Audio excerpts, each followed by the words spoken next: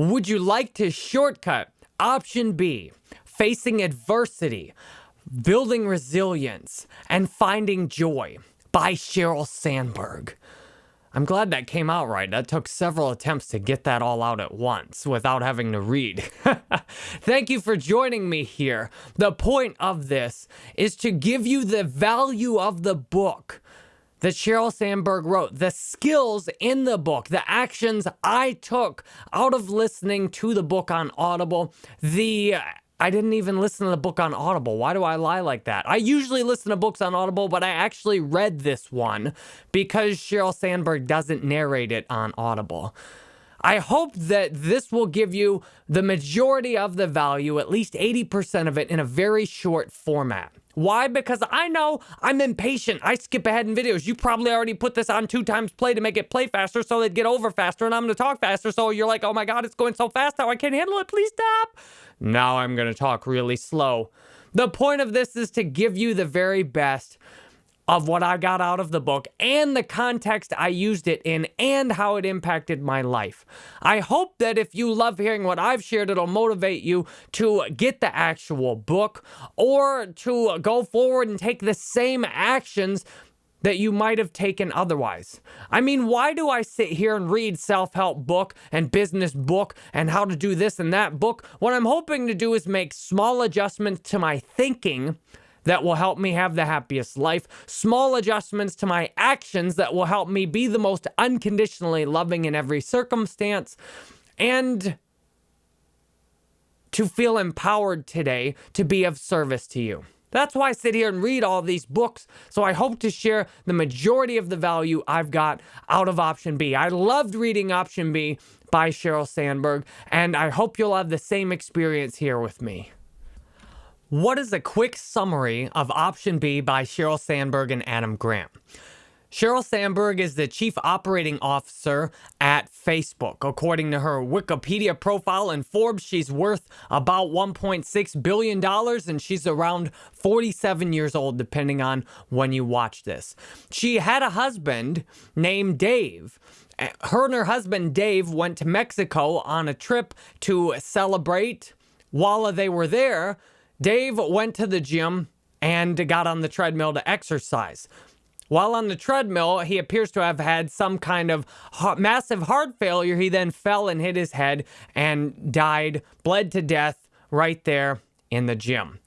Meanwhile, Sheryl's on vacation, all of a sudden realizes her husband has died, not even 50 years old yet.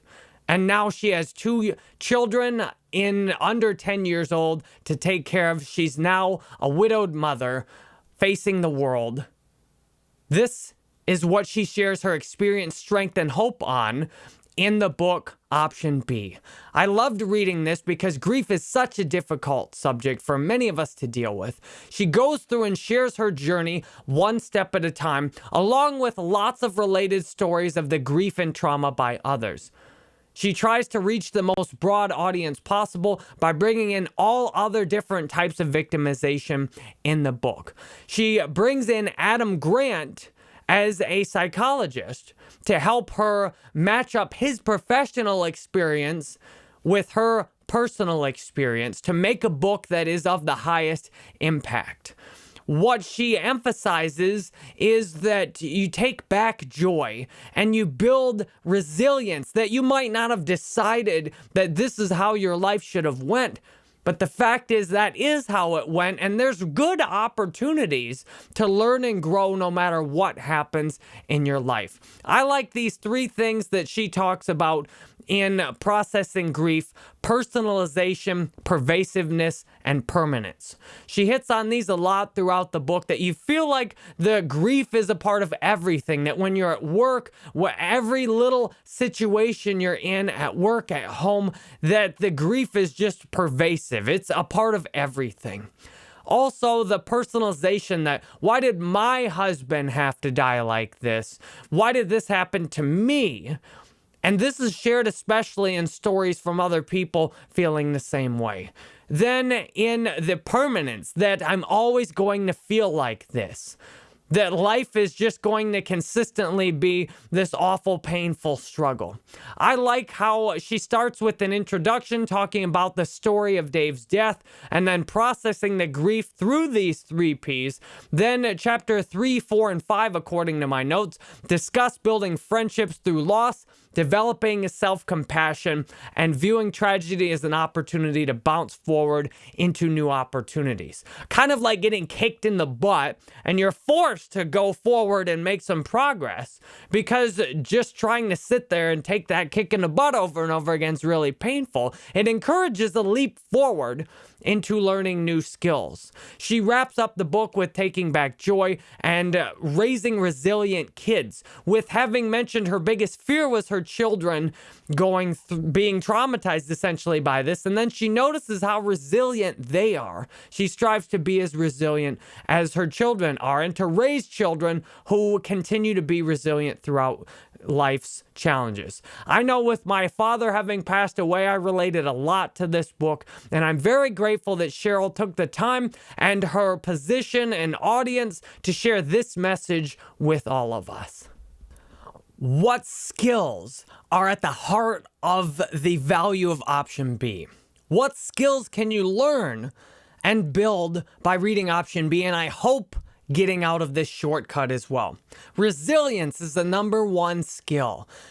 It's a tricky one because you might think, what is resilience? Resilience is the ability to essentially take a punch and get back up, and not just to have this grim determination you're going to get punched again, but to get up and be excited about life again, to find a life filled with joy. To me, that's resilience. My daughter, lots of times, she falls down, she bangs her head. She's about 20 months old. She cries and cries, and then resilience, she feels her pain, and she's excited about life again. She's ready to keep running around and playing. She's happy to be alive. That to me is resilience. To take something like in my life, my father dying, my grandmother dying, my mother falling off a horse and nearly dying, to take these things and to rise up and be excited about life again. In my notes, I specifically wrote while reading the book, using setbacks, trauma, and struggle to advance. Now, this might seem really counterintuitive at first. I hope that this is a really powerful skill to develop, because in my life, resilience has been essential to me learning and growing. Asking for help is the key part of resilience, because you can't just sometimes, like when my daughter falls down, she needs help. She needs someone to pick her back up and to hug her after she's had a painful fall. Lots of times we feel like we have to just pick ourselves up. Asking for help in option B is repeatedly communicated as essential for building resilience. Also, a huge skill with option B is being able to help others. A lot of us have horrible conditioning when it comes to helping others with things like trauma and setbacks and grief. What I wrote in my notes specifically is seek to appreciate and understand instead of saying, I'm sorry for your loss. I'm sorry for your loss just sucks. I hate it. I hope I never say that again. If I got one thing of option B, it's never say that phrase again. I'm sorry for your loss. The intentions behind it might be good, but the actual wording is horrible. Instead of saying, oh, I'm sorry for your loss, your grandma died, that must suck. I don't know anything about my grandma dying. Yes, I do. My grandma died and it sucked. And I know about having a grandma die. I know about having my father die. I would hope I'd never say I'm sorry for your loss, because having your father die that you've loved is horrible. And yet, I've learned and grown a lot out of that. The key skill is to see, for building resilience, see what each of our struggles have in common.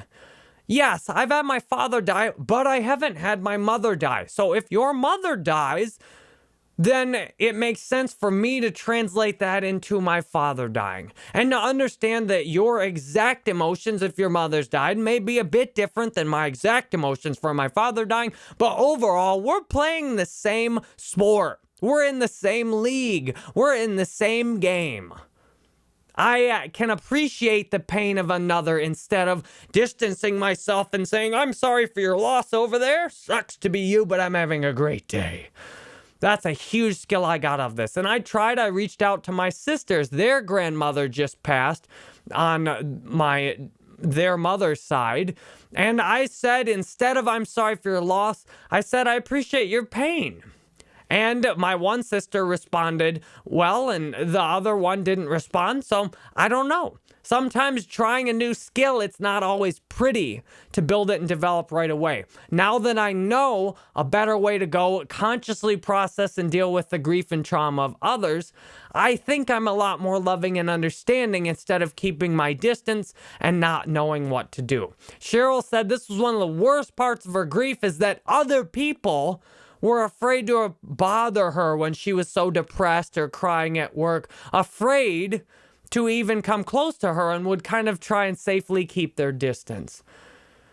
What I see that each of our struggles has in common is often that feeling of loneliness, of uselessness, and self-pity. And that's something we can understand, that we don't have to say from afar, "Oh, I'm sorry about your loss." But hey, I understand what it feels like to feel useless, to feel like, poor me, that my father died. This is wrong. And to see that, hey, you might feel the same way. And I'm grateful I'm not feeling that way right now. And I'm welcoming you into my world to feel how I feel. And I will share and feel how you feel.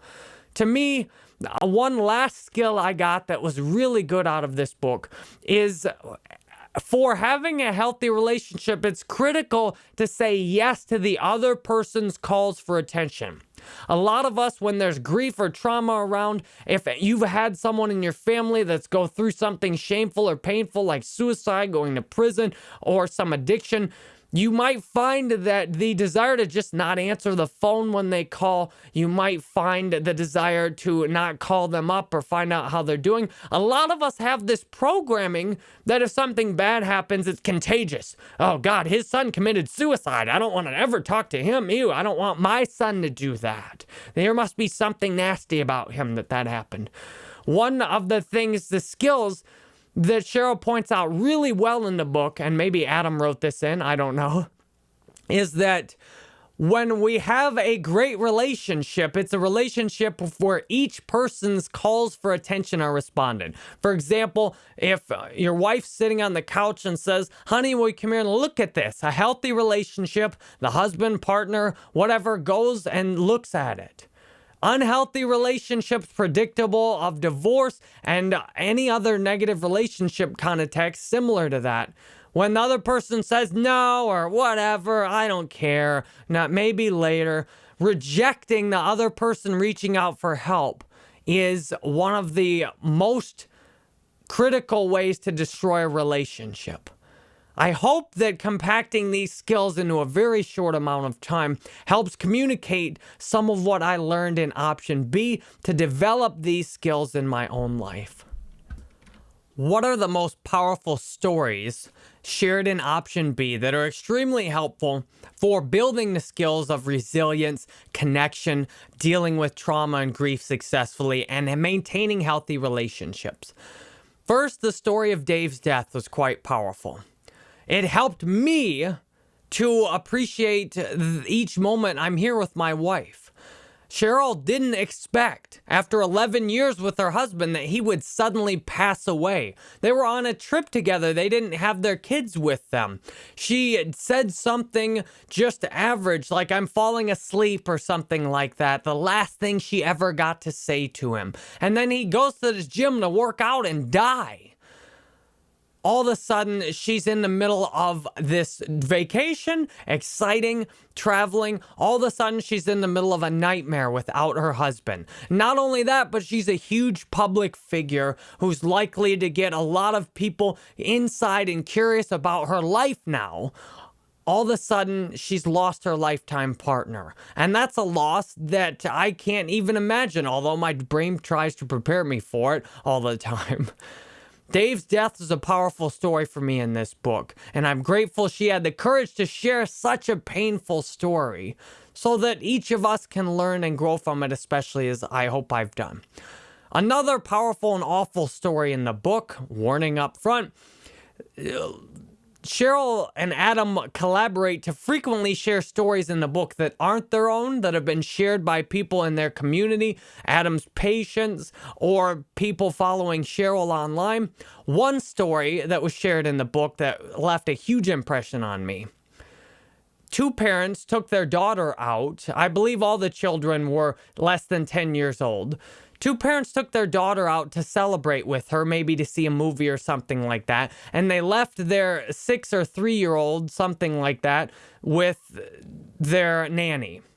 They come back, and the nanny has killed their other 2 children.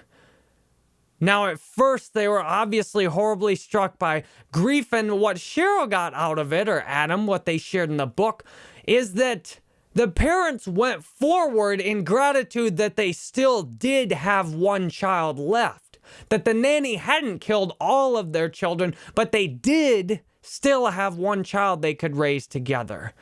And that then they were motivated to continue growing their family again. Now that, as a parent, was just a heartbreaking story to me. I can't even comprehend how you would feel to come home and find your youngest 2 children have been stabbed to death by the nanny. And yet, in a world where these things happen, it motivates me that there's work to be done in this world to help others. And to find gratitude for each day you have with your children, even if they cry or they're upset or things don't go how you planned, that you do get to have that day with them. Another powerful story shared was about the survivors of a plane crash in South America who literally ended up eating the dead bodies of their fallen crewmates to stay alive.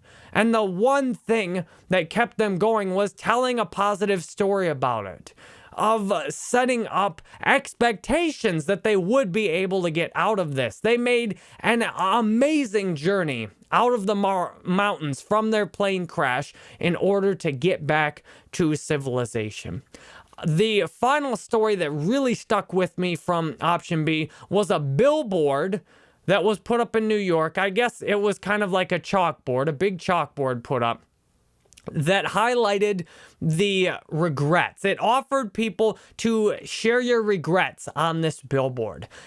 And most of the regrets were failures to act rather than failures of action. Now, sure, some people cheat, like put on there like I cheated on my boyfriend, but most of the regrets were things like I didn't follow my dreams. I didn't go back to school. I didn't ask him to marry me. I didn't do this. I didn't give enough hugs. I didn't try and fix a broken relationship. What a lot of us think in our lives is that we're afraid to do things, but actually when we look at our regrets, according to this billboard, we often most regret the things we didn't do. Out of the people who wrote down their regrets, very few of them were things they regretted doing outside of things someone wrote regretted using heroin. But most of the regrets were things like regretting not going after joy, not going after the love of your life, not following dreams, and just sitting there working a job you don't like, being content to just pay the bills and give up on your dreams.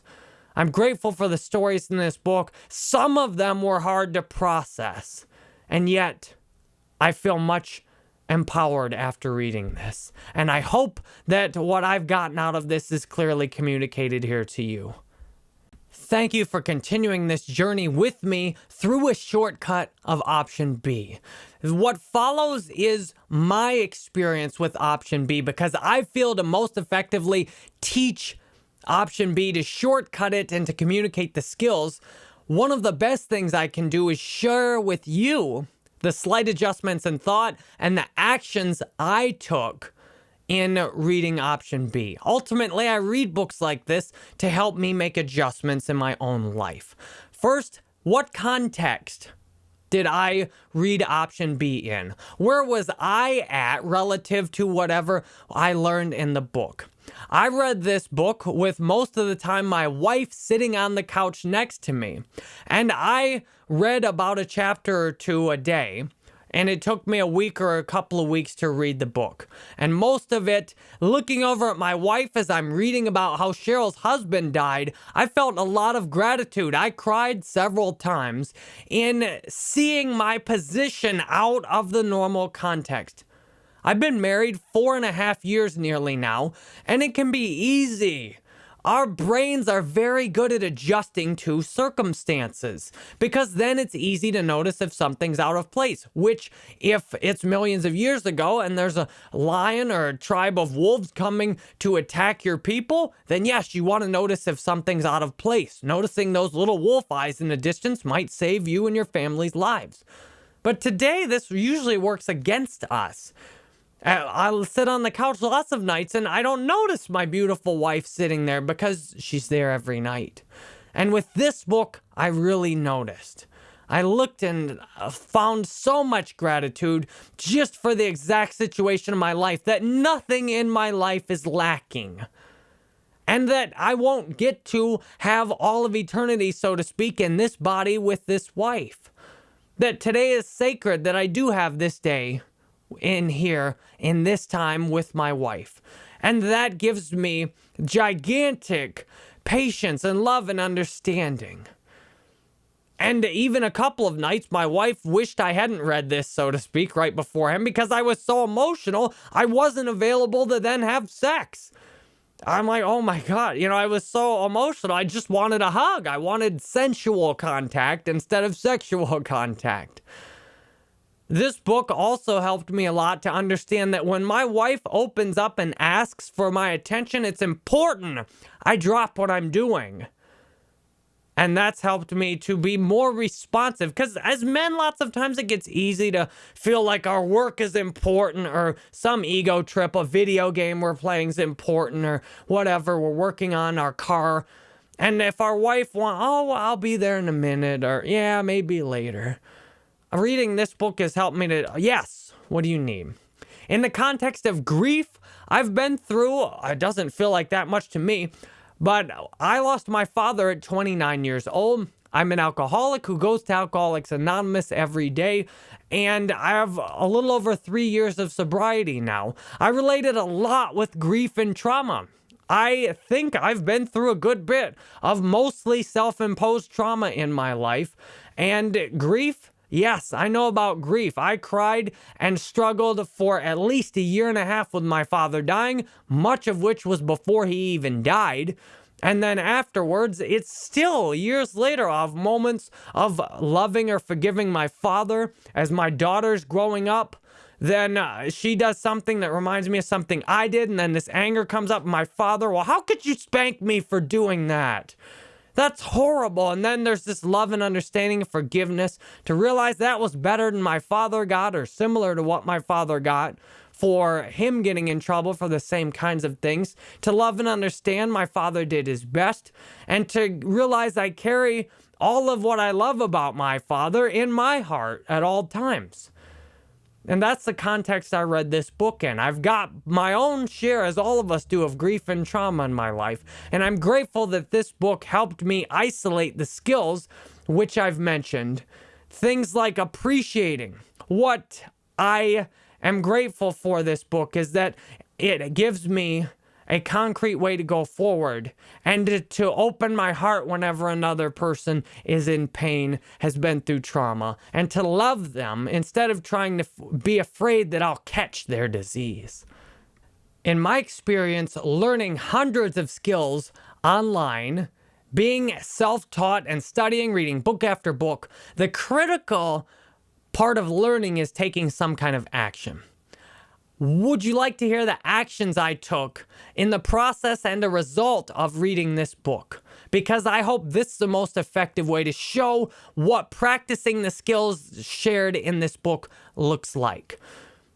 First action I took, besides just loving and appreciating my wife was sitting on the couch next to me, in a better context. The first concrete action I took is I sent what I hoped was a better text message than I would have sent otherwise to my sisters who live in Michigan. I don't get to see them but once a year, and I don't get to talk to them that regularly. I'm available if they want to talk, and I sent them a message that I hope was better than I would have sent without reading this book. Just like many people that are mentioned in the book, when I first heard from my aunt that my sister's grandmother had died, I didn't know how to respond. There's often that tendency to just leave someone who might be in grief alone to essentially let them deal with it, because when it's on the other end, we often feel when we're grieving, well, I just don't want to bother anyone with my grief. I'll just handle this myself. And I reached out to them after reading this book, realizing that I don't need to keep waiting and waiting and waiting, to just send them a text message. My one sister prefers just text message, and I called the other one after sending her a text as well. And I said, look, I appreciate your pain. I'm here for you. And after my aunt just told me about your grandmother's loss, I appreciate your pain. I'm here for you. And I'm excited to come visit in like a month or so. I think that was a lot better than whatever I'd wrote before, because I might have said something like, I'm sorry about your loss before this, which is like totally useless. However, my one sister didn't respond. I don't know how she felt about the text. Maybe it didn't work for her. I don't know. I gave it a try. I made an attempt to try something a bit new when it comes to dealing with grief. I also, as a result of this book, I reflected on my own actions relative to my own mortality and my family. Am I living today as if it's both the last day of my life and the last day of eternity?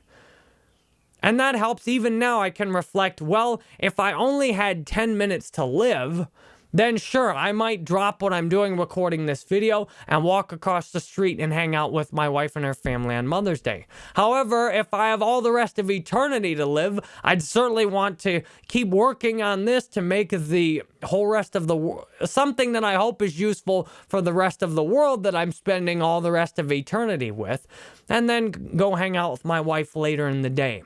My aim is to converge what I'm doing today in both as if it was the last day of my life and the first day of forever, to live the exact same way and love it. And I was grateful for the chance in option B to reflect on these.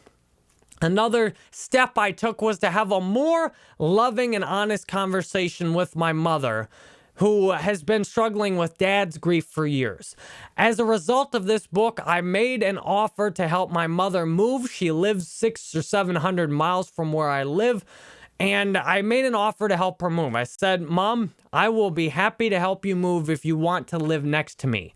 However, you live so far away that it is such an encumbrance upon me. I have to miss out on all the other time with my family, all of the work I do, that I am not likely to come visit very often because you live all by yourself there. And as your health continues to deteriorate, if you allow me to help you move and come near me, I will be happy to assist you. But if you remain where you're at, I will not be available to assist you. Those are the limitations of my life right now. The gifts in my life, my wife, my daughter, also are limitations in that I am here to spend time with them. And I will not let my marriage and my parenting and my relationship with my family and my work all suffer to essentially go help my mother, unless I'm willing to help her make a transition to an ongoing solution where I can be available to her on a daily basis as needed.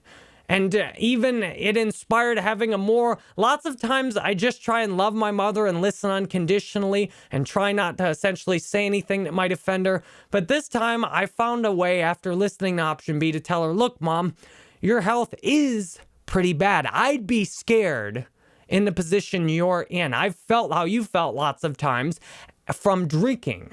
She's feeling dizzy, headaches, just awful. I said, I've felt like that so many times that it motivated me to seek help. That's why I go to AA every day, is because I realize I still think drinking is a good idea, even though it's made me sick so many times. I have to have help from other people, or I won't be able to make it.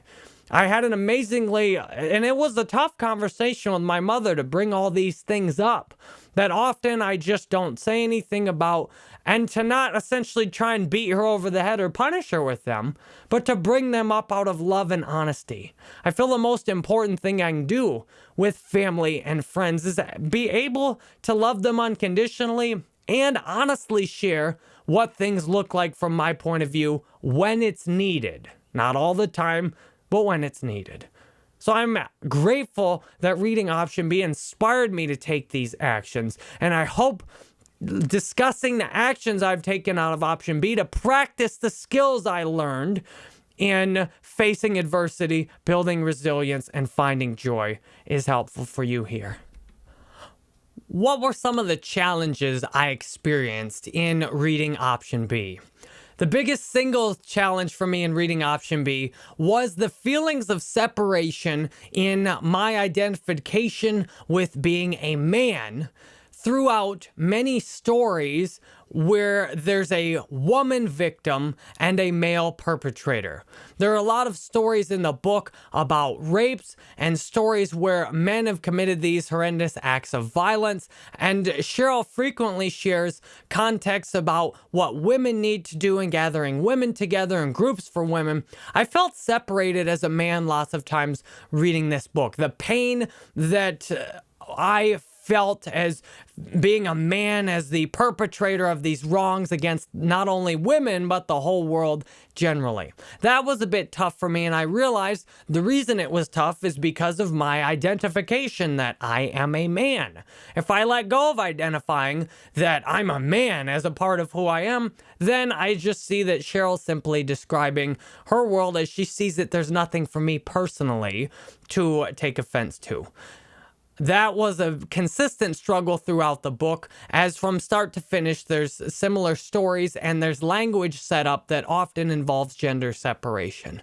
I'm grateful that Sheryl has the courage to reach out directly. Maybe it was challenging for me to read because I rarely reach out specifically to men.